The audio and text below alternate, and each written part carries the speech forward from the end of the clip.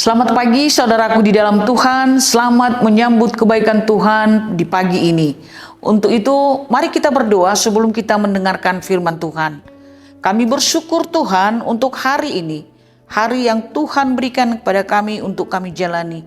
Biarlah ya Tuhan, melalui firman-Mu, kami beroleh kekuatan baru untuk menjalani kehidupan yang akan kami jalani sepanjang hari ini. Dalam nama Yesus, kami telah berdoa. Amin. Saudara terkasih, firman Tuhan yang menjadi sukacita kita pada hari ini tertulis dalam 1 Tesalonika 5 ayat 16 sampai ayat 18. Demikian firman Tuhan. Bersukacitalah senantiasa, tetaplah berdoa, mengucap syukurlah dalam segala hal, sebab itulah yang dikehendaki Allah di dalam Kristus Yesus bagi kamu. Saudara terkasih, nasihat Paulus ini sangat singkat, namun memiliki makna yang sangat dalam. Paulus tidak berkata bahwa kita bersukacita ketika keadaan kita baik, atau kita berdoa ketika kita menghadapi kesulitan dan memohon kekuatan dari Tuhan, atau kita bersyukur ketika menerima berkat Tuhan dalam hidup ini. Tetapi Paulus mengatakan, biarlah kita berdoa, bersukacita, dan bersyukur dalam segala hal. Artinya, kehidupan orang percaya tidak ditentukan oleh keadaan atau situasi, tetapi oleh hubungannya dengan Tuhan.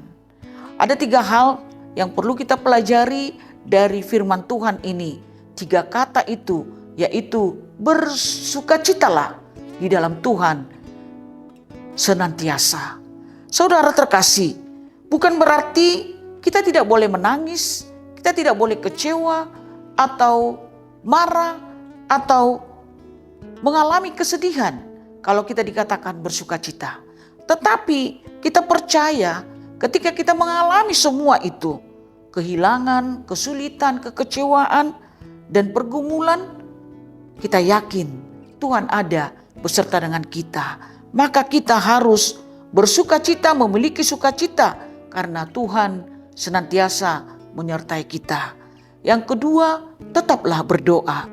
Artinya saudara terkasih, kita harus terus memiliki hubungan yang baik dengan Tuhan. Melalui doa kita berkomunikasi dengan Tuhan. Kita bisa menyampaikan semua permohonan kita kepada Tuhan.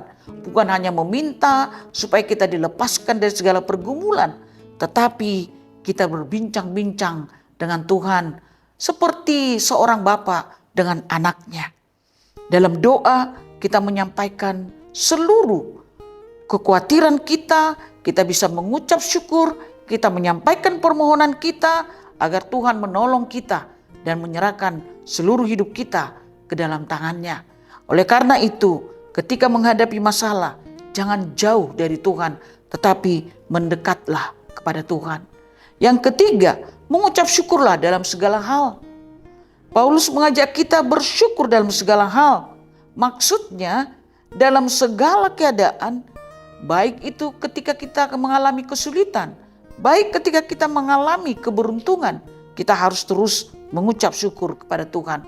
Tuhan masih memberikan kehidupan, kekuatan, keluarga, dan pengharapan dalam kehidupan ini. Saudara terkasih, 3 nasihat ini dapat menjadi pegangan hidup kita sehari-hari. Kita bersekutu, bersukacita di dalam Tuhan senantiasa. Kita berdoa dalam setiap pergumulan kita. Kita bersyukur di dalam segala hal. Jika kita membiasakan dan mempraktekkan ketiga hal ini, maka hati kita tidak akan mudah dikuasai oleh roh-roh dunia ini. Kita khawatir atau keputusasaan, tetapi kita akan terus belajar dan berkata, Tuhan, aku selalu mengerti apa rencanamu dalam hidupku, dan aku percaya Engkau akan menyertai kehidupanku. Oleh karena itu saudara terkasih, mari terus berdoa supaya Tuhan dekat dengan kita.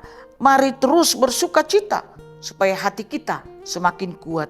Mari terus bersyukur supaya kita melihat kebaikan Tuhan. Kiranya Tuhan memberkati kita semua. Amin, kita berdoa. Kami bersyukur Tuhan untuk firman-Mu yang kami dengarkan.